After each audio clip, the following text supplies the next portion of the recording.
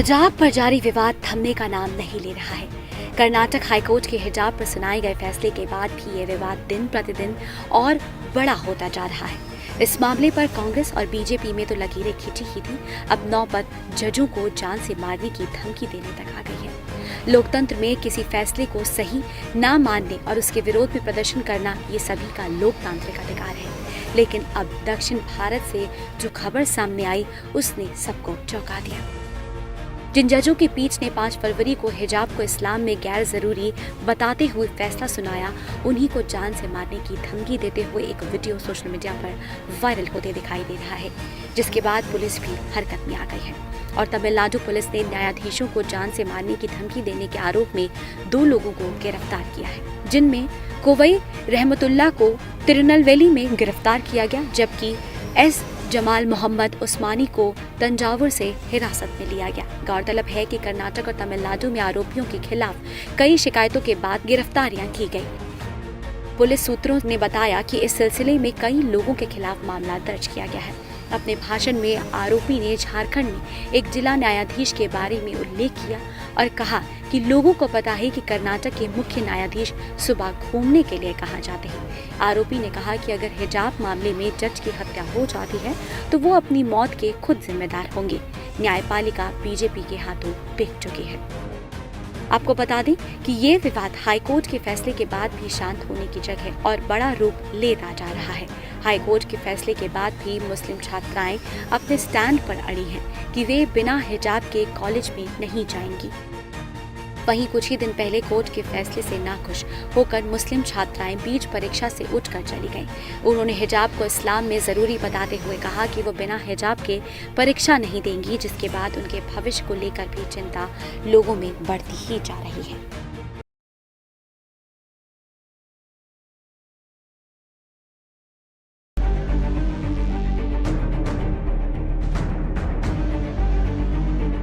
देश में होली के फौरन बाद ही गर्मी ने अपना असली रंग दिखाना शुरू कर दिया है। राजधानी दिल्ली के साथ उत्तर भारत के ज्यादातर राज्यों के तापमान में बढ़ोतरी हो रही है। मार्च का महीना अभी खत्म भी नहीं हुआ है और अभी से ही राजस्थान में तापमान 40 डिग्री तक पहुंच गया है। इसके साथ ही दिल्ली एनसीआर में रह रहे लोगों को मार्च में ही जून जैसी गर्मी का एहसास हो रहा है। लोग अभी से ही एसी कूलर चलाने को मजबूर हो गए हैं। फिलहाल दिल्ली का अधिकतम तापमान 36 से 37 डिग्री बना हुआ है, जो सामान्य तापमान की तुलना में 6 से 7 डिग्री ज्यादा है। गुरुवार को दिल्ली में गर्मी का मीटर 36.1 पर था, तो शुक्रवार को होली के दिन ये तापमान 35.7 पर जा टिका। मौसम विभाग की तरफ से अगले हफ्ते भी राहत की कोई भविष्यवाणी नहीं की गई है।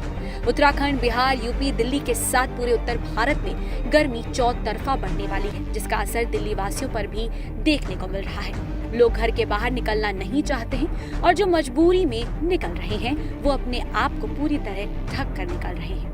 दूसरी ओर मौसम विभाग लगातार कह रहा है कि इस बार गर्मी पिछले सालों की तुलना में थोड़ी ज्यादा बढ़ेगी और इसका असर अब दिखने भी लगा है और मार्च के आखिर तक तापमान बढ़कर 40 डिग्री तक हो सकता है और इसके साथ ही लू भी चल सकती है। इतना सब जानने के बाद आपके मन में सवाल उठ रहा होगा कि आखिर ये गर्मी इतनी क्यों बढ़ रही है। दरअसल इस बार राजस्थान में समय से पहले ही एंटी साइक्लोन बन गया और इस वजह से थार और पाकिस्तान से आने वाली गर्म हवाएं नॉर्थ इंडिया की तरफ आ गई हैं, जिसके बाद दिल्ली और पूरे नॉर्थ इंडिया में अचानक से गर्मी का प्रकोप बढ़ गया है।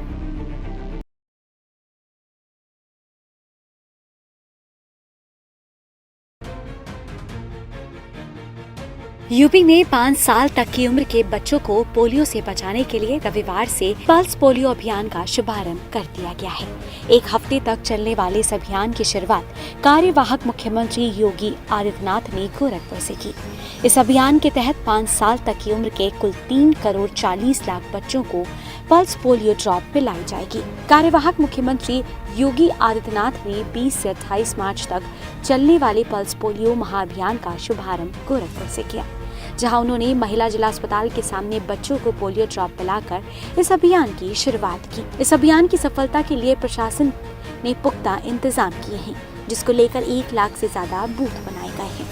वहीं इस मौके पर कार्यवाहक सीएम योगी ने कहा कि उत्तर प्रदेश में 2012 और भारत में 2011 के बाद से पोलियो का एक भी केस नहीं मिला है, लेकिन इसके बावजूद खतरा बरकरार है। उत्तर प्रदेश ने पोलियो उन्मूलन के इस कार्यक्रम को आज से 12 वर्ष पहले सफलतापूर्वक इसका समाधान भी निकाल लिया था। लेकिन पिछले 12 वर्ष के दौरान जो बातें दुनिया के अंदर देखने को मिली हैं कि पाकिस्तान और अफगानिस्तान में अभी भी पोलियो से जुड़े हुए मामले देखने को मिले हैं और बीमारी संक्रामक होने के नाते इसका खतरा लगातार बना रह सकता है। इसलिए जब तक कि पूरी दुनिया से इसका पूरी तरह उन्मूलन नहीं हो जाता है, तब तक इस सतर्कता के लिए हमें न केवल वर्तमान को बल्कि भावी पीढ़ी को भी बचाने की दिशा में एक सार्थक प्रयास करना होगा और पल्स पोलियो अभियान उसी का हिस्सा है। गौरतलब है कि भारत में साल 2011 के बाद से पोलियो का कोई भी केस नहीं मिला है, लेकिन पड़ोसी देश अफगानिस्तान और पाकिस्तान में लगातार इसके मामले बढ़ने से भारत के लिए सतर्कता और भी जरूरी हो जाती है।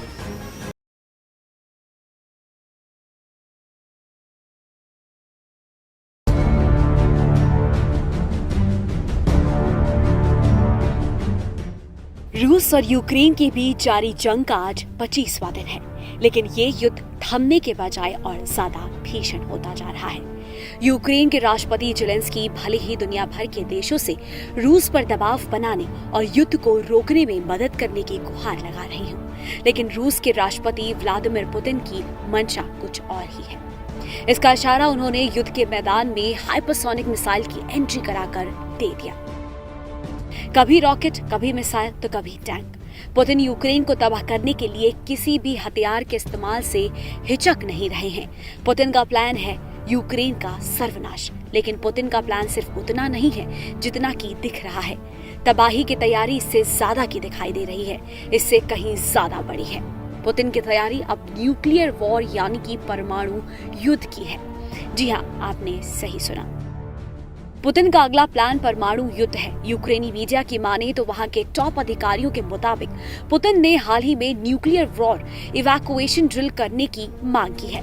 पुतिन की इस मंशा ने सभी को चौंका दिया है। पुतिन ने ये मांग ऐसे वक्त की है जब पश्चिमी देशों के साथ रूस की तनातनी लगातार बढ़ती जा रही है। आपको बता दें कि न्यूक्लियर वॉर इवैक्यूएशन ड्रिल वो ड्रिल है जिसमें परमाणु युद्ध के समय लोगों को सुरक्षित जगहों पर ले जाया जाता है। सूत्रों के मुताबिक यूक्रेन के साथ जंग में रूस के सैनिकों के मारे जाने की संख्या लगातार बढ़ रही है। ऐसे में पुतिन का न्यूक्लियर वॉर इवैक्यूएशन ड्रिल का प्लान तबाही से भरा साबित हो सकता है। वैसे परमाणु युद्ध जैसे खतरे का ट्रेलर पुतिन ने यूक्रेन में पहले ही दिखा दिया, जब यूक्रेन पर कब्जे के लिए पुतिन ने अपनी महाविनाशक मिसाइल को युद्ध के मैदान में उतार दिया। रूस ने ऐलान किया है कि उसने यूक्रेन में हाइपरसोनिक मिसाइल किंजर का इस्तेमाल किया है, जिसकी अमेरिका ने भी पुष्टि की है। इस मिसाइल की मदद से रूस ने पश्चिमी देशों की ओर से यूक्रेन को दिए गए हथियारों के गोदाम को तबाह कर दिया। ये महाविनाशक मिसाइल इतनी खतरनाक है कि अभी तक किसी भी देश के पास इसका तोड़ नहीं है। ये मिसाइल परमाणु बम गिराने में भी सक्षम है। माना जा रहा है कि रूस ने यूक्रेन को चेतावनी देने के लिए इसका इस्तेमाल किया है। अमेरिका ने भी चेतावनी दी है कि रूस परमाणु हमला कर सकता है। वहीं जंग के बीच रूस और यूक्रेन के मुखियों के बीच जुबानी जंग भी तेज होती जा रही है। एक और पुतिन नाटो देशों के साथ यूक्रेन को लगातार धमका रहे हैं और उनसे कह रहे हैं कि अगर उन्होंने इस विवाद में दखल दिया तो इतिहास का अब तक का सबसे बड़ा खामियाजा भुगतना पड़ेगा। दूसरी ओर यूक्रेन के राष्ट्रपति जेलेंस्की भी रूस से आंख में आंख डालकर बात कर रहे हैं। उन्होंने हाल ही में जारी एक वीडियो संदेश में रूस को चेताते हुए इस जंग को रोकने के लिए कहा कि अगर इस युद्ध को रोका नहीं गया तो रूस का इतना नुकसान होगा कि रूस की कई पीढ़ियां सालों तक भुगतती रहेंगी।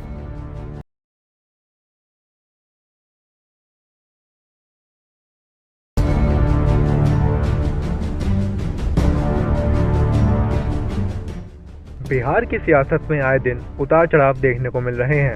अब बिहार की राजनीति में एक बार फिर बड़ा उलटफेर हुआ है। 2018 में नीतीश कुमार से अलग होकर पार्टी बनाने वाले शरद यादव की अब लालू यादव के साथ शुरू हुई उनकी 25 साल पुरानी राजनीतिक दुश्मनी खत्म हो गई है। दिल्ली के उनके आवास पर आयोजित एक कार्यक्रम में उन्होंने अपनी पार्टी एलजेडी का औपचारिक रूप से राजद में विलय कर लिया। इस मौके पर शरद यादव ने पत्रकारों से बातचीत करते हुए तेजस्वी यादव को बिहार का भविष्य बता दिया और बीजेपी को हराने के लिए विपक्ष को एकजुट करने की बात कही। ये विलय जो है वो व्यापक एकता के लिए पहला कदम है। देश भर में जो परिस्थिति है उसमें सारे अपोजिशन को एक होना चाहिए, तो उसमें सबसे बड़ी बात ये कि हमने खुद ही अपनी पहल कर दी। माइक दूर रखिए प्लीज। आपको ऐसा लगता है कि ये विलय करके आप बीजेपी को हरा पाएंगे आगामी चुनाव में? नहीं, ये पूरे देश भर के अपोजिशन को एक होने के बाद ही हरा सकते हैं। अकेले कोई एक पार्टी नहीं हरा सकती। एक व्यापक एकता का कदम उठाना था तो हमने कदम उठा दिया। कितना भरोसा है आपको तेजस्वी यादव पे? कितना भरोसा है आपको? पूरा भरोसा है, पूरा भरोसा है। और आने वाला भविष्य जो है वो बिहार का तेजस्वी यादव है। देश भर आपका रोल क्या रहेगा? आपका रोल क्या रहेगा राजनीति में? आपका रोल क्या रहेगा आगे राजनीति में? राष्ट्रीय स्तर पर होना चाहिए। जो व्यापक एकता है उसके लिए हम लोग प्रयास करेंगे। लालू जी भी बाहर आ जाएंगे तो निश्चित तौर पर हम मिलकर के सब लोग एक व्यापक एकता के लिए मुहिम चलाएंगे। दूसरी ओर तेजस्वी यादव ने केंद्र सरकार को निशाने पर लेते हुए देश में लोकतंत्र के खतरे में होने की बात कही और ये भी याद दिलाया कि अगर बीजेपी को मात देनी है तो सभी पार्टियों को एक होना होगा। आज का दौर जहां नफरत की राजनीति हो रही है, जहां संविधान और लोकतंत्र खतरे में है, ये ज्यादा महत्वपूर्ण है। तो इसलिए हमने ये कहा, ये जो निर्णय जो लिया गया देश की एकता के लिए, संविधान को बचाने के लिए, लोकतंत्र को अमल करने के लिए, सब लोग को जो है ये दिशा भी शरद जी ने जो है अपने वर्करों को भी देने का काम किया। अब तो हम लोग सब लोग एक हैं और एकता से ही हम लोगों की शक्ति जो है बढ़ती है। तो मजबूती के साथ हम लोगों का जो बल जो है और बढ़ा है और आने वाली जो भी चुनौतियां होंगी उसका मुकाबला करने के लिए हम लोग तैयार हैं। केंद्र सरकार के साथ साथ तेजस्वी यादव ने प्रदेश की नीतीश सरकार पर शराबबंदी के मुद्दे पर जोरदार हमला बोला और सरकार के कई मंत्रियों के शराब माफियाओं से मिले होने का आरोप लगा दिया। जहरीली शराब से पहली बार मौतें नहीं हुई है, हर बार हुई है। स्पीकर खुद कहता है कि प्रशासन के लोग मिले हुए, भाजपा प्रदेश अध्यक्ष कहता है कि प्रशासन मिला हुआ है शराब माफियाओं से, एक दूसरे को ही कोस रहे हैं। तो इसमें बचा क्या है? ये तो साबित हो गया कि प्रशासन की मिली भगत है। आपको बता दें कि शरद यादव जेडीयू के बड़े नेता रह चुके हैं। बिहार में जेडीयू का महागठबंधन से अलग होने के बाद शरद यादव जेडीयू से बगावती रुख अपनाया था, जिसके बाद उन्हें जेडीयू से निकाल दिया गया था। लोकतांत्रिक जनता दल पार्टी बनाने के बाद अब वो राष्ट्रीय जनता दल से विलय कर रहे हैं।